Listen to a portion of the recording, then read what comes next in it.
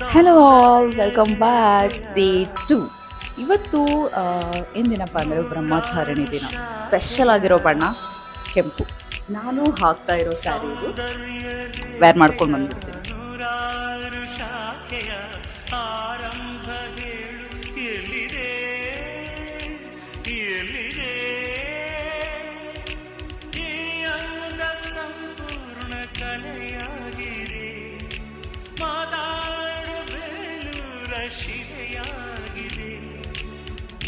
ಎಲ್ಲರಿಗೂ 2ನೇ ದಿನದ ನವರಾತ್ರಿ ಹಬ್ಬದ ಹಾರ್ದಿಕ ಶುಭಾಶಯಗಳು.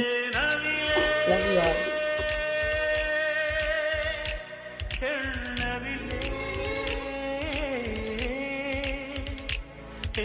ನವಿಲೆ